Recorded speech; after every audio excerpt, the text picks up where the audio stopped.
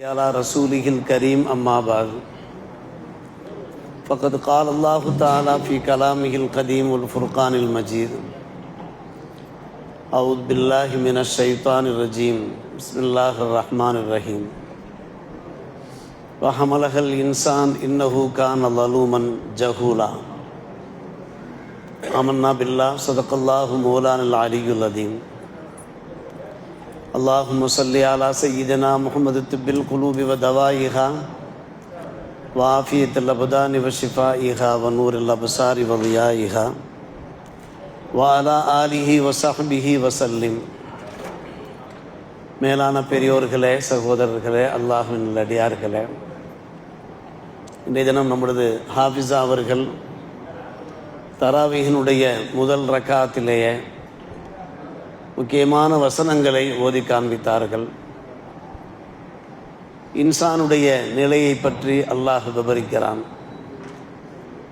முக்கியமான அமானிதங்களை பொறுப்பேற்று கொண்ட மனிதன் அந்த அமானிதங்களை சரிவர நிறைவேற்றாமல் அவன் பிறருக்கு அநீதம் இழைத்தவனாக இருக்கிறான், அறியாத்தனத்திலே இருக்கிறான் என்று அல்லாஹ் சொல்கிறான். இன்னஹு கான லலூமன் ஜஹூலா. இந்த வசனத்திற்கு விளக்க உரை செய்ய புகுந்த முஃபஸ்ஸிரீன்கள் பல்வேறுபட்ட தகவல்களை நமக்கு பதிவு செய்திருக்கிறார்கள். மனிதனுடைய குணாதிசயங்கள் பற்றி அல்லாஹ் ரப்புல் ஆலமீன் பல இடங்களிலே விமர்சனம் செய்திருக்கிறான். மனிதனுடைய குணாதிசயங்கள் எப்படியெல்லாம் இருக்கின்றன, இந்த வசனத்திலே மனிதன் அநியாயக்காரனாக இருக்கிறான், அநியாயத்தனத்தில் இருக்கிறதாக வேறு சில வசனங்களிலே பார்க்கிறோம். குலிக்கல் இன்சானு தைஃபா, மனிதன் பலகீனனாக படைக்கப்பட்டிருக்கிறான். வகானல் இன்சானு கத்தூரா, மனிதன் உலோபியாக இருக்கிறான். வகுலிக்கல் இன்சானு ஹலூஆ, மனிதன் பதஷ்டப்பட்டவனாக இருக்கிறான். வகானல் இன்சானு அக்ஸர ஷைஇன் ஜதலா, சூரத்துல் கஹ்ஃபிலே அதிகம் வாக்குவாதம் பண்ணக்கூடியவனாக, சர்ச்சை செய்யக்கூடியவனாக இருக்கிறான். இன்னல் இன்சான லகஃபூர், இன்னல் இன்சான லகனூத், மனிதன் நன்றி கெட்டவனாக இருக்கிறான். லகனூத், லகனூத் என்றாலும் கஃபூர் என்றாலும் ஒரே பொருள் தான். இப்படி குர்ஆனிலே வல்ல அல்லாஹ் மனிதர்களுடைய அந்த குணங்களை விமர்சனம் செய்கிறான். எதற்காக? ஒரு முஸ்லிம் அப்படி இருக்கக்கூடாது என்பதற்காக வேண்டி.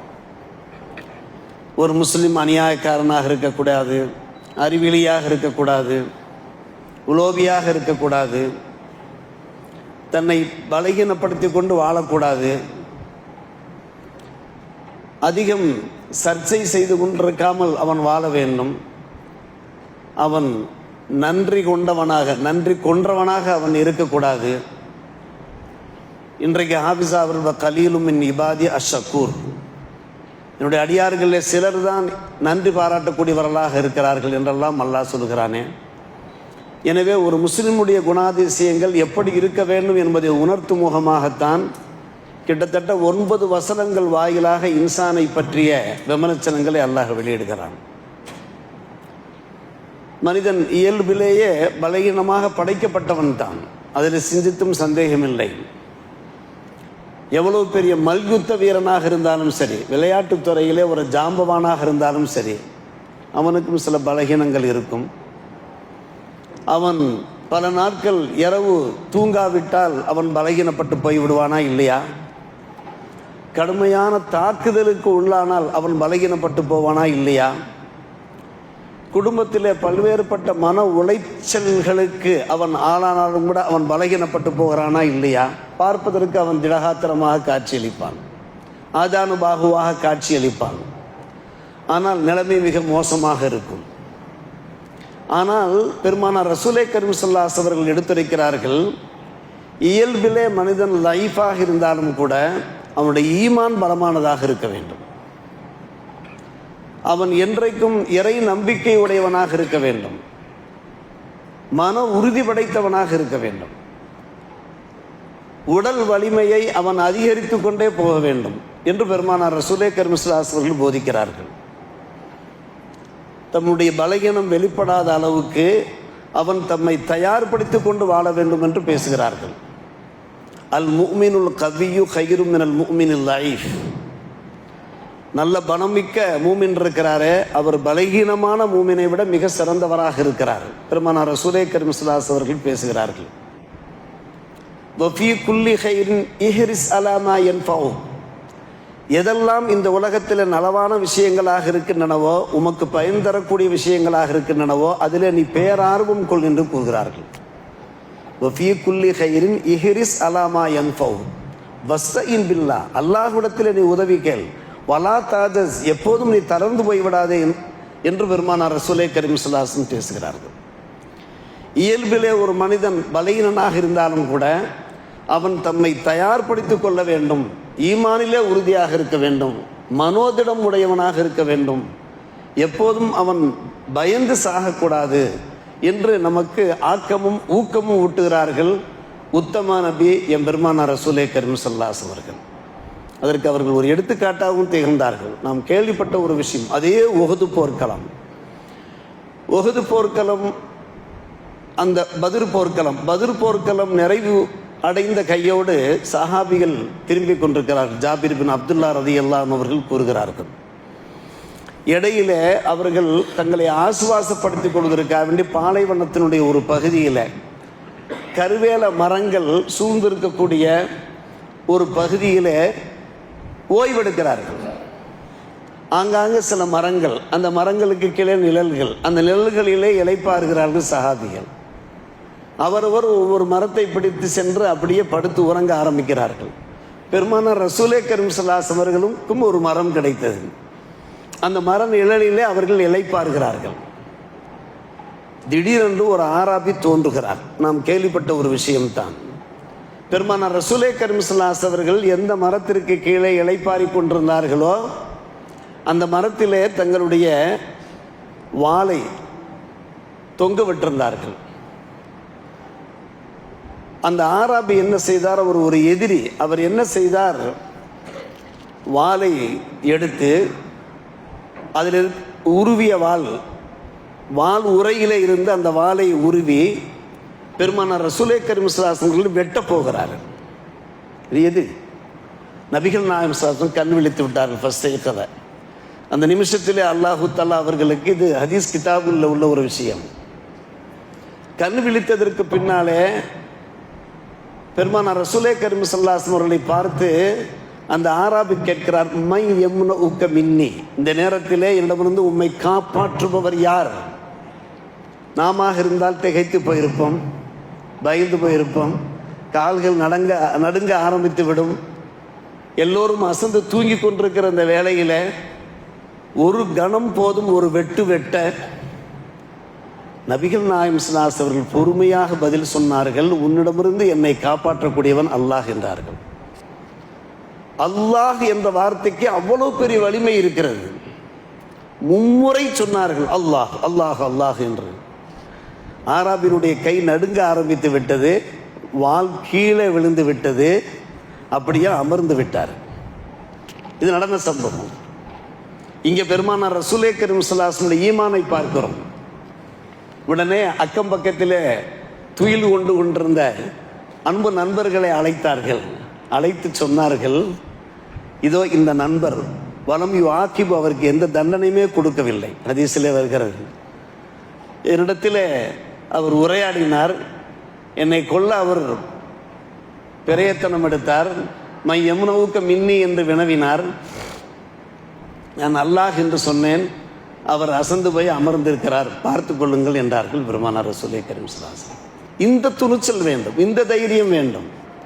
ஈமான் எந்த அளவுக்கு நம்மிடத்தில் தெளிவாக இருக்கிறதோ அந்த அளவுக்கு தைரியம் இருக்கும்.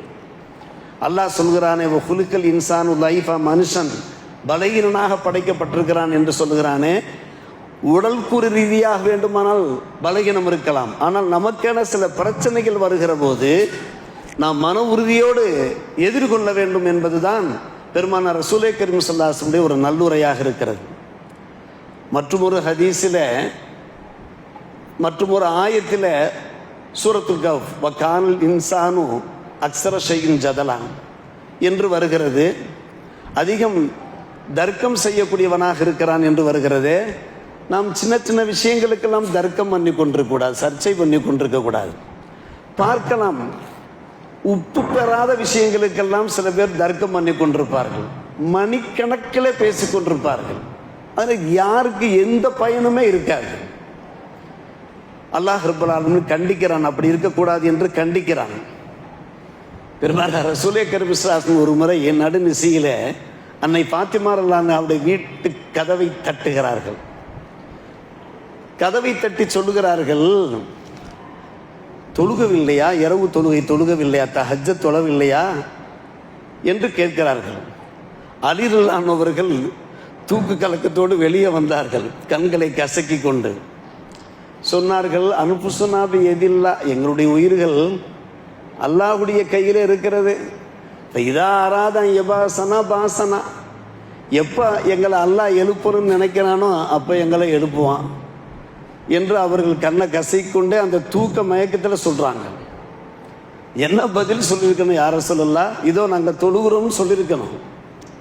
ஆனால் ஒன்று பதில் பாருங்க, தம்பி தானே, மருமகனாக இருந்தாலும் தம்பி. நபிகள் நாயகம் ஸல்லல்லாஹு அலைஹி வஸல்லம் திரும்பிட்டாங்க. திரும்பி விட்டு தொடையில் ஒரு தட்டு தட்டினாங்க. வலரபி எதிகி அலல் ஃபஹ்து, தட்டி தட்டி விட்டு சொன்னாங்க, கானல் இன்சானு அக்ஸர் செய்ஞ்சதெல்லாம், மனிதன் அதிகமாக தர்க்கம் பண்ணக்கூடியவனாகத்தான் இருக்கிறான். நம்ம ஒரு விஷயத்தை சொன்னோம்னாக்கி எங்கே அந்த விஷயத்தை கவனத்தில் எடுத்துக்கொள்கிறான் என்று சொல்லிக்கிட்டே போனதாக தலைவில் நான் சொல்கிறாங்க. அருமை சகோதரர்களே, பெரியவர்களே, இந்த நிகழ்ச்சியின் வாயிலாக நமக்கு உணர்த்தப்படுவது என்ன? சில நல்ல விஷயங்கள் நம்முடைய செவிகளுக்கு வருகிற போது அதில் நியாயம் இருப்பது தெரிய வருமானால் அதில் போய் நாம் சர்ச்சை பண்ணிக்கிட்டு தர்க்கம் பண்ணிக்கிட்டு இருக்க வேண்டிய அவசியம் இல்லை. தர்க்கம் பண்ணுறதுக்குன்னு சில பேர் இருப்பாங்க, கண்டிப்பாக நாம் அவங்கள்ட்ட தர்க்கம் பண்ண வேண்டிய அவசியமே இல்லை. சொல்ல வேண்டிய விஷயங்களை சொல்லிடணும். ஏற்றுக்கொண்டா போதும், அல்ஹம்துலில்லாஹ். நீ ஏன் ஏற்றுக்கொள்ளலை, நான் உன்னை சும்மா விட மாட்டேன் இன்னும் நம்ம என்ன செய்ய வேண்டிய அவசியம் இல்லை. நம்ம வீம்புக்கு நிற்க வேண்டியதில்லை, வம்புக்கு நம்ம பேச வேண்டிய அவசியமும் இல்லை. அதே போல் மற்றும் ஒரு ஆயத்தில் அல்லாஹ் சொல்கிறான், வக்கானல் இன்சானு அஜூலா, மனிதன் அவசர புத்தி உடையவனாக இருக்கிறான். குர்ஆனில் உஹுலிக்கல் இன்சான் மின் அஜல், ஹாஃபிஸ் அவர்கள் ஓதுவார்கள். அவசர புத்தியோடு மனுஷன் படைக்கப்பட்டிருக்கிறான்லாம் வருது. எந்த ஒன்றிலையுமே நம்ம நிதானம் இழக்கக்கூடாது.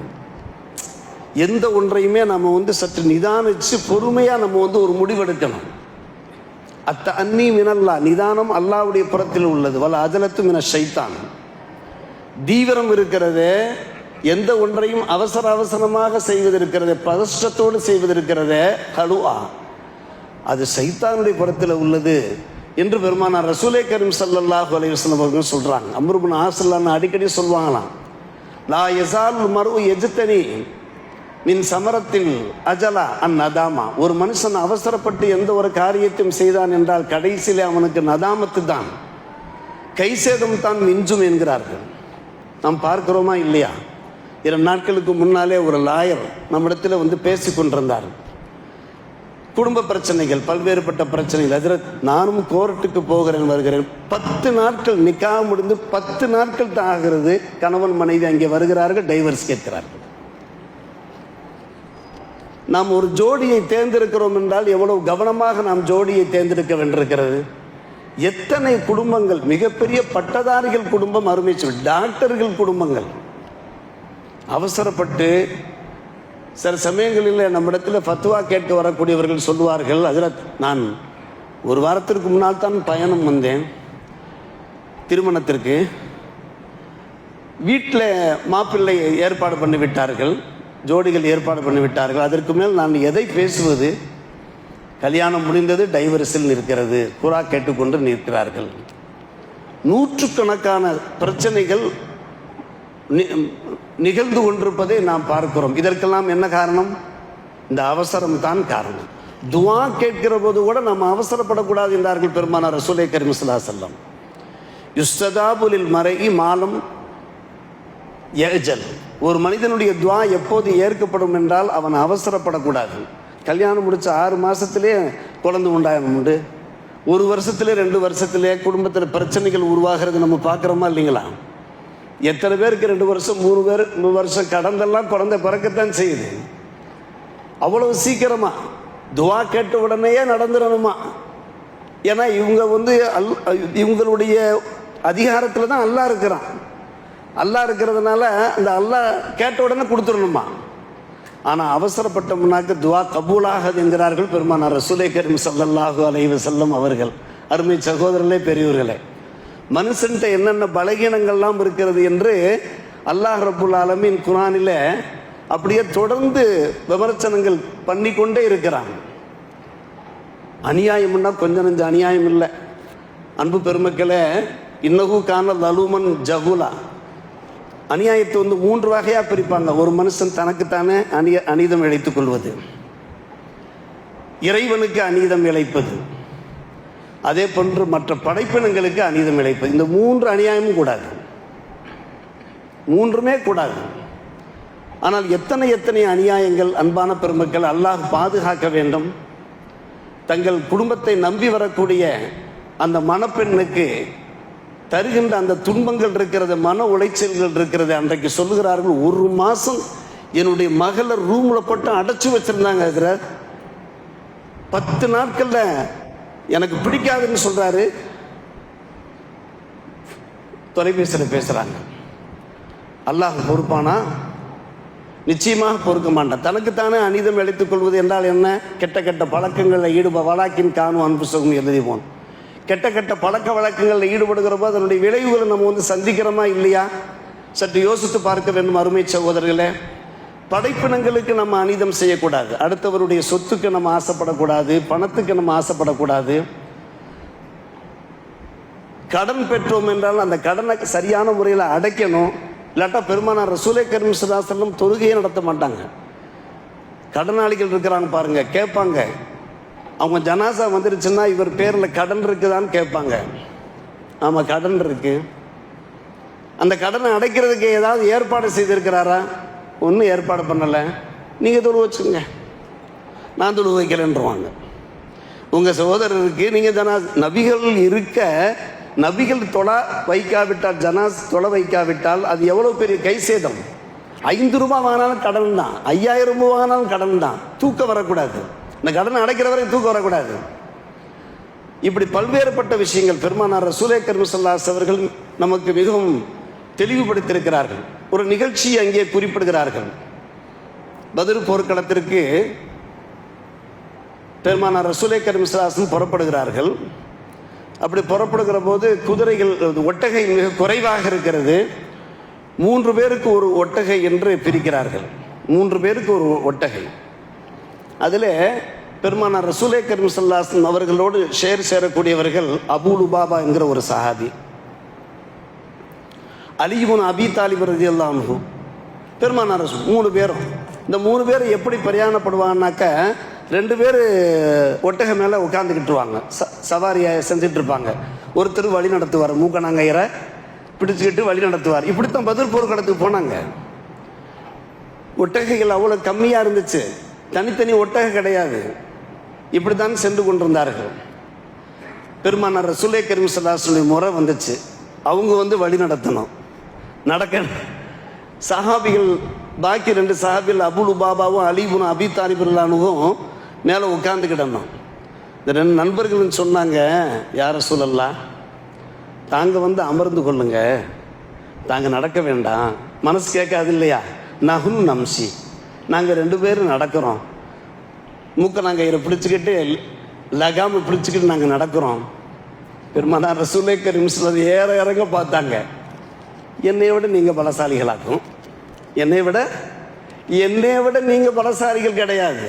அதே போல நன்மை பெறுகிற விஷயத்தில் உங்களை விட நான் தேவையற்றவனும் கிடையாது. இப்படியே வாசம் வருது.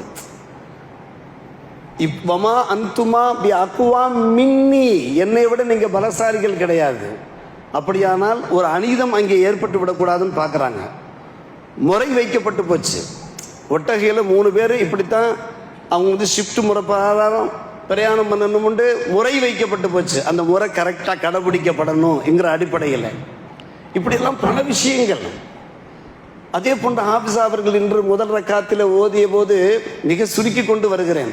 லலூமன் ஜஹூலா, மனிதன் அறியாத்தனத்தில் இருக்கிறான். கற்றும் களவு மற என்பார்கள். எந்த ஒரு விஷயத்தையுமே நாம் தெரிந்து கொள்ள வேண்டும். தெரியாமல் செய்கிற போது மிகப்பெரிய ஏமாற்றத்திற்கு நாம் ஆளாகி விடுவோம். மிகப்பெரிய மூசா அலைஹிஸ்ஸலாம் அவர்களே துவா கேட்டார்கள்.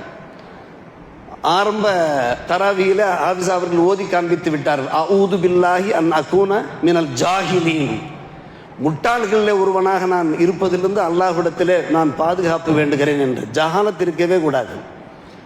அது குடும்ப விஷயமாக இருக்கட்டும், அது வியாபார விஷயமாக இருக்கட்டும், நாம் ஏதாவது பொருள்கள் கடைகளில் பொருள்கள் வாங்க போகும்போது ஜவுளியாக இருக்கிறது, ஜுவல்லாக இருக்கிறது, எதுவாக இருந்தாலும் சரி, எல்லாவற்றிலையுமே நமக்கு ஒரு இல்மு நாலேஜ் வேண்டும். இல்லாவிட்டால் மிகப்பெரிய ஏமாற்றம். எந்த அளவுக்கு என்று கேட்டால், அன்பான பெருமக்களே, அருமையான ஒரு சஹாபி நமக்கு எடுத்துரைத்துக் கடைசியாக நான் சொல்ல வருகிறேன். சொல்கிறார்கள், அந்நாசு அஹ்வஜு இலல் இல்ம் மின்ஹும் இல தாமி வஷ்ஷராப். மனிதர்கள் இருக்கிறார்களே, கல்வியின் பக்கம் அதிக தேவையுள்ளவர்களாக இருக்கிறார்கள். கல்வி ஞானம், எல்லா விஷயத்திலையும் ஒரு நாலேஜ் இருக்க வேண்டும். உணவு பானத்திலே அவர்கள் தேவையாகுவதை விட, காரணம் உணவு பானம் இருக்கிறதே, ஒரு நாளைக்கு 2 முறை நாம் சாப்பிடலாம் அல்லது 3 முறை சாப்பிடலாம்.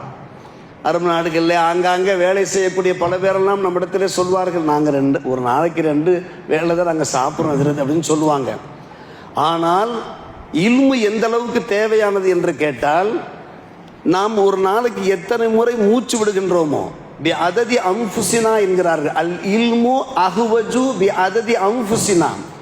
எத்தனை முறை நாம் மூச்சு காற்றை வெளியாக்கின்றோமோ அந்த அளவுக்கு நமக்கு இல்மு வேண்டும் என்கிறார்கள் அருமை சகோதரர்களே. ஒரு சஹாபி ரலியல்லாஹு அன்ஹு அவர்கள் கூறுகிறார்கள், இல்மு வேண்டும், கல்வி ஞானம் வேண்டும், அறியாத்தனம் இருக்கக்கூடாது, முட்டாள்தனம் இருக்கக்கூடாது. எந்த ஒரு விஷயத்தையுமே கேட்டு கேட்டு தெரிந்து கொள்ள வேண்டும். நிறைய பேர் அது தொழுகையாக இருக்கட்டும், வணக்க வழிபாடாக இருக்கட்டும், ஒரு செய்வதாக இருக்கட்டும், பள்ளிவாசலில் நுழையும் போது என்ன ஓதுவது, குடும்பத்தை எப்படி ரன் பண்ணுவது, குர்ஆனில் என்ன சொல்லப்பட்டிருக்கிறது, இன்றைக்கு குடும்பத்தில் ஏற்படுகின்ற பிரச்சனைகளுக்கு என்ன காரணம், ஒரு குடும்பத்தை எப்படி கொண்டு செல்வது என்று திருமணத்திற்கு முன்னாலே தெரிந்து கொள்வது கிடையாது. கணவன் மனைவிக்கு கவுன்சிலிங் இல்லாத ஒரு சூழ்நிலை. எனவே தான் கவுன்சிலிங் அவ்வப்போது ஏற்பாடு செய்கின்றார்கள். நம்முடைய நிர்வாகஸ்தர்கள் எல்லாம் சேர்ந்து ஏற்பாடு பண்ணுகிறார்கள். இது இல்லாத போது தானே, இந்த இல்மு இல்லாத போது தானே அருமை பெருமக்களே இவ்வளவு தூரம் பிரச்சனைகள் உருவாகின்றன. அப்படின்னா இல்மு தேவையா இல்லையா? அல்லாஹ் நமக்கு சொல்கிறான். ஆக 9 வசனங்கள். அந்த 9 வசனங்களிலே மனிதனை பற்றி அல்லாஹ் விமர்சனம் செய்கின்றானே, மனிதனை பற்றி விமர்சனம் செய்கிறான். ஒரு முஸ்லிம் அப்படி இருக்கக்கூடாது என்பதற்காக இல்லை. ஒரு முஸ்லிம் அப்படி இருக்கக்கூடாது. இது போன்ற அந்த குணாதிசயங்கள் இருந்து, இது போன்ற தீய குணங்கள் இருந்து, அவனிடத்தில் தும் இருக்கக்கூடாது, ஜஹாலத் இருக்கக்கூடாது, உலோபித்தனம் இருக்கக்கூடாது, எப்போதும் ஒரு பலகீனத்தனமாக அவன் இருக்கக்கூடாது, அதிகமாக அவன் சர்ச்சை செய்யக்கூடியவனாக இருக்கக்கூடாது, நன்றி கெட்டவனா, இப்படியே ஒவ்வொரு விஷயமாக அல்லாஹ் சொல்லி கொண்டு வருகிறானே. இன்றைய தராவியினுடைய முதல் ரக்காத்தில் ஆபிசா அவர்கள் ஓதிய அந்த வசனத்தின் வாயிலாக நமக்கு இது போன்ற பல நல்ல தகவல்களை அல்லாஹ் நமக்கு தெரிய வைக்கின்றான். கேட்ட பிரகாரம், பேசிய பிரகாரம் வாழ்க்கையில் கடைபிடிப்பதற்கு வல்ல அல்லாஹ் நம்ம எல்லோருக்கும் நல்ல புரிவானாக. வாஹிர் தாவானா அல்ஹம்துலில்லாஹி ரப்பில் ஆலமீன். அஸ்ஸலாமு அலைக்கும் வரஹ்மத்துல்லாஹி வபரகாத்துஹு.